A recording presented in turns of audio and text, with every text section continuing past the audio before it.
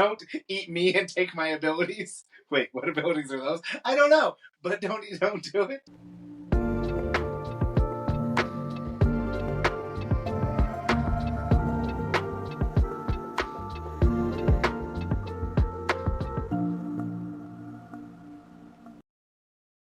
Hello and welcome back to Randomly Generated Conversations. I'm Wesley and Sebastian. Hello.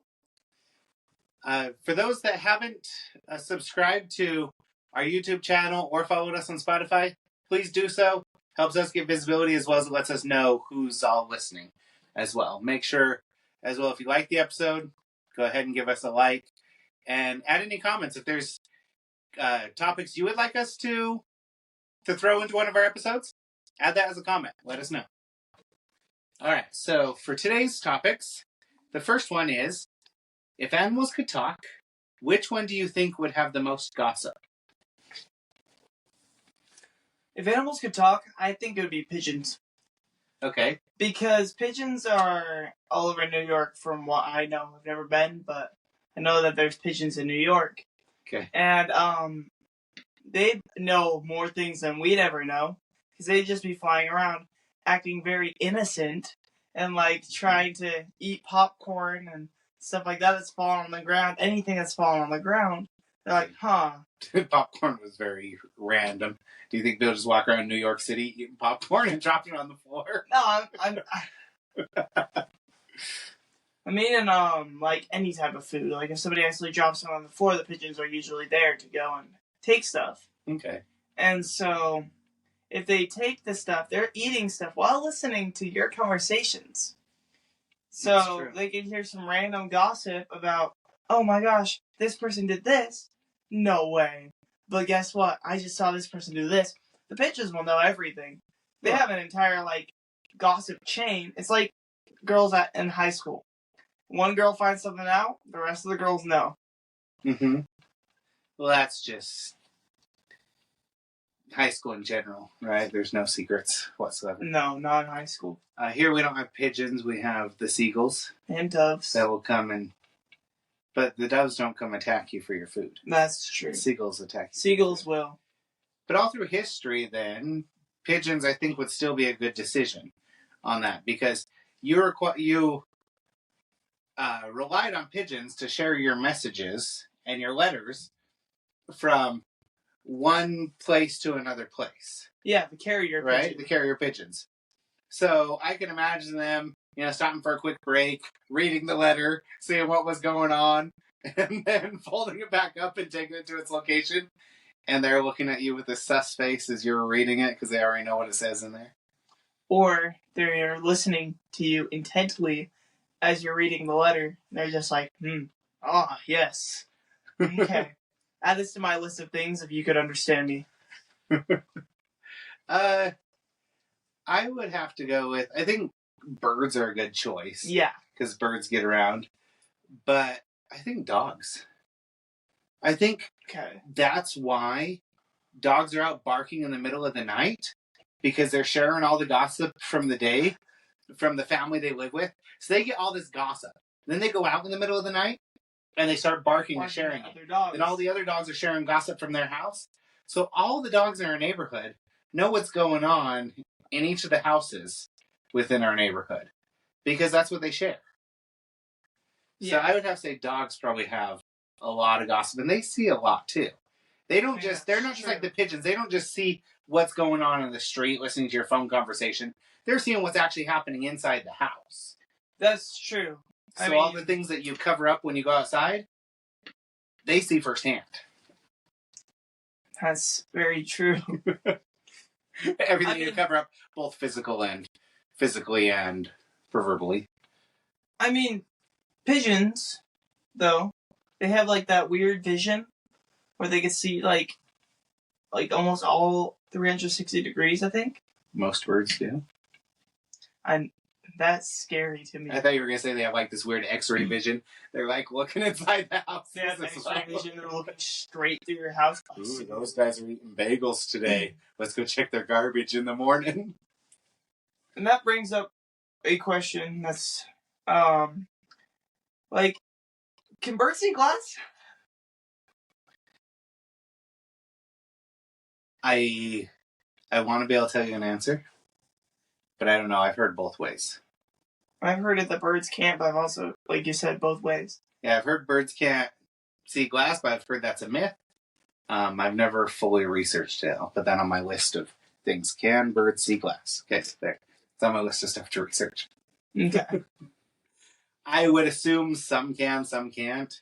I mean, that would make sense. Just because I don't think there's so many types of birds. I don't think there's just one catch-all.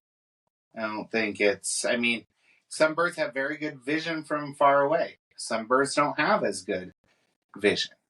I mean, yeah, that makes sense then. But don't take this as fact. You can go research it on your own, or I'll research it and probably in some future episode I'll share it with you guys. Okay. All right, so next question. If you could replace any body part with a useful household item, what would you choose? Would they be body part size? Or just tiny? Because I wouldn't like to have a fork as an arm and it's just like... This huge fork that you can't have. But then you have this little tiny arm, you still can get it up to your mouth. I think a huge fork you still be able to, because you'd be able to... Let's say it's bendable. Right, but even bendable, if it's the size of your fist, I don't think I've ever eaten on a fork that's the size of my fist. That's true. Right, unless you're eating off just one time. A whisk. Okay. A whisk for an arm. Okay. It would have to be my non-dominant arm, but like trying to... Except that's horrible. Huh. Have you ever tried whisking something with your non-dominant arm? I think that would be really bad. But if it was my dominant arm, I'd have to learn how to write with my left. I'm whisk writing. A whisk. Because then you could, like, cook up things and really quick. It reminds me of cooking up a lot of different things. There's some things you whisk, but you don't whisk everything you cook. No, I'm saying, like, baking. Okay. Like, for bakers, this would be beautiful for them. They can have the whisk arm, so they can be able to cook. Maybe I was about to say spatula for some reason. A whisk and a spatula? You have one hand whisking, the other spatulaing? Wait, that's spatulaing. Spatulaing. So you're going more kitchen utensils then. Or a pencil arm. Just this gigantic pencil. Have you seen those big, huge pencils that they sell? And I'm like, how are you supposed to get your fingers around that? Yeah. I was thinking, like, I'm always losing screwdrivers. Hey, so that would be handy. Here I'm going to use, like, a different, I'm going to stretch the rules of this a little bit. So I'm going to have a full-on, like, Swiss Army knife hand, where each finger is a different tool. So I have, like, the flathead screwdriver, the Phillips, or even if I have one of my fingers that has where I could just, the ones where you could put them in and switch them out. Mm-hmm. And then you have, like, the knife, the corkscrew, the saw, you know. Just have a whole Swiss Army knife there. It would include a fork, but that'd be a finger-sized fork, not a whole arm-sized fork. I think that'd be cool, finger-sized fork. Just go boop, boop. There's some ASMR for you guys. Just kidding. That's not my real eating sound. I don't know. I was going to say a vacuum, but where would all the stuff go that you vacuum up? I have a vacuum hand. You're sucking stuff up, but then where does it go? I don't want all that in my stomach. It's not even going to go into anywhere good.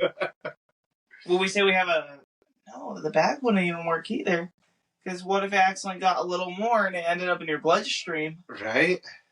What are some other ones that we may not have thought of? So we thought of the kitchen, some of the kitchen utensils. We thought of tools. Wasn't our household item? I mean, a broom? I mean, yeah. How many times have you tried to, like, kind of clean something up with your hand? You're, like, scooping it in there, but you can't get very well. Now imagine if your hand was just a broom. Broom and dustpan? I still want one hand that I have opposable thumbs on, or I mean, movable digits. I'm just got my hand full of opposable thumbs, right?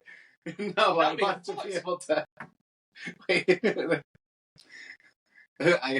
Never mind. So, yes, I still want one hand that I could still grip stuff with. Yeah. So I could hold the dustpan. But, it's always hard because either the broom has too big of a handle, or if it's one of those small ones, sometimes the angle is really weird. So just being able to use it with your hand and you can still hold the dustpan, that might work. Hello and welcome back. Sorry, we had some technical difficulties. Some phone issues that cut off a big portion of our recording. So, thank you for sticking with us. I mean, for you it was a couple seconds, with us it was a lot longer than that. And we'll move on to the third question. If you could have any fictional character as your roommate, who would it be, and what's the one house rule you'll definitely have to set? I'll let you go first on this one. Okay. I'm thinking, so fictional characters can be from books, movies, mythology. So the first one that comes to mind is Merlin. Okay. And I'm thinking like ground rules, right? Like, don't turn me into anything. Well, anything I don't want to be turned into. Yeah. So, I mean, we have an argument and turn into a toad, that's a no-no. So, maybe he either has to use his magic outside the house, or inside the house, we have to mutually agree upon what magic he can use. Okay. Right? No rearranging the house and, move my bedroom into the bathroom or something like that. So, I'm treating this like it's a college dorm. As he's playing tricks on me like that. But no, I think those are some pretty important house rules when you're living with Merlin. Okay. I think I would go with like a cartoony character like like Milo Murphy. Yeah. Yeah, always bring the bad luck into your Murphy's Law. Well, maybe not then. I mean, I was thinking about Sprig, like Sprig Planter from Amphibia. No idea who that is. Because you haven't watched the show. I know. So I have no idea who that is. No, but I think that would be fun. Sprig is a frog. Well, if it's from Amphibia, I assume that's a frog. Yeah. That's all I know about the show is it's a human living in a frog world. Until later. Okay, we don't need to go through the whole... I know how much you love to tell the whole series, the whole show. We're not going into that now. Okay, so he's a frog. Sprig is a frog. House rule, probably being careful, because he does make a lot of messes and screws things up. So maybe not that. So you guys might be good roommates then. Hey. Hey, another one, if we're talking about cartoon characters, would be Dr. Doofenshmirtz. Yes. So, you got to give it to the guy, right? Other than being evil and being thwarted by a platypus, his innators did work. It's true. Okay, so just because they didn't work for the purpose that he wanted them to, they were all operational. These are things he goes down to the hardware store to buy parts on, or from a garage sale. He's getting boxes and parts and these self-destruct buttons, and he's building functional innators that could do things like, pull or change the gravitational force of the Earth. Yeah. Or pull the biggest bottle of yarn towards them, pushing the Earth further from the sun. Or the tinfoil thing where did it twice in the roller coaster musical. Right? They both worked, but it didn't end up. It was thwarted both times. Wasn't really thwarted. He just... Well, he kind of did it to himself, right? I mean, other than that, his innators did technically work. Yeah. So, I mean, there would be some rules like no self-destruct buttons. don't use them for that much evil, right? Yeah. Let's lay off a little bit of the evil. But let's make some innators that will clean the house and cook for us and stuff like that. I mean, he even had like a motivation type innator. Well, I think he had the demotivator, but I mean, if he could have that, I mean, he could keep me motivated for workout or other things. Yeah. Right? So, might have to be replacing some holes in the wall, platypus-sized holes in the wall. So that might be another rule, right? So we have the rule for the roommate and then the rule for the nemesis. Hey, Perry, please use the door for my sake, not for his. Why did you point to me? Not for his sake. Well, I mean, you are going into engineering and that's true. Prosthetics and evil science, so I just assume that that'll be you in the future. Okay. You're enrolled in that this year, right? Your school. You have your engineering classes, your game design, your evil science class, and then... Unless you call digital media evil science, I wouldn't say so. Oh, that's next year. I wouldn't put it past it at a school like that, right? Neither would I. You have... That's what the D1 is. So, because you have buildings D2, D3, and D13. And we always talk about not knowing where D1 is. D1's the secret building, and that's your evil science building. That's where you learn to build these innators and everything. Yeah. That's where the real robotics club comes from. Oh, goodness. I need to talk to your principal. I was thinking about another innator that he had, which was the all-you-can-eat innator. Reminds me of Kirby.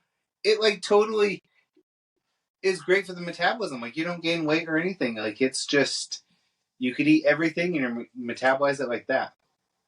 Reminds me of Kirby. Okay. Kirby would suck to be a roommate. You know, set a rule like, don't eat all the food in the fridge. Don't eat the house. Don't turn me into a copy ability. Don't eat me and take my abilities. Wait, what abilities are those? I don't know, but don't do it. I would be like one of the what do you call Ekis, or the random enemies there, the ones that don't give him any powers. He would try to eat me, and like when he went down, it was he'd get no powers from me. His power would decrease after he eats me. That'd be fun to be a Waddle Dee, though. They like live sad lives, but like they're adorable. I'd be good being Meta Knight. Okay.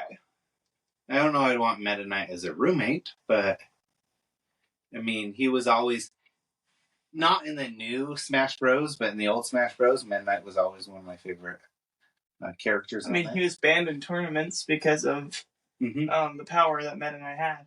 Yeah, he could basically stay up pretty indefinitely, which was nice. So, I would have Maglor as a roommate. Okay. Maglor's my favorite character from any Kirby, and I'd have a ship to go places, but my house rule would be no evil, because Maglor's not evil in one. Come on, Maglor's not evil. He's just a cute little guy. No, he's a poor innocent guy who was a victim of something, and his ship got destroyed. You just had to help him find all the parts and rebuild it. Yeah, that dragon was not trying to protect anything. Sorry for giving away spoilers. Sorry, but one more spoiler. I mean, that game's been around for a long time.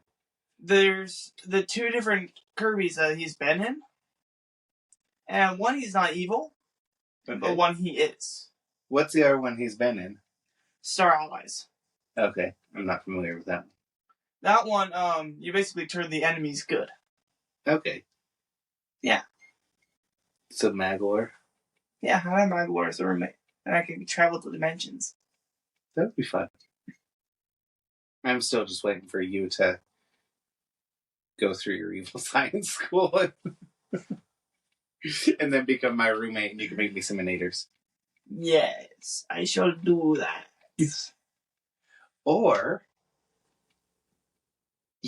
next year, you should look into starting up an evil science club or in your school, because you have all these different clubs. Like you have a robotics club, you start a film club. There's a D&D club.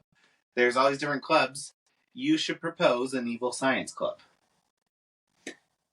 Okay, so I'm gonna throw out another random question here. Sorry, bonus question. If you had to choose a teacher to be the advisor of the Evil Science Club, what teacher would you choose? Ooh. And if any of you teachers are watching this, then this is the time to turn it off.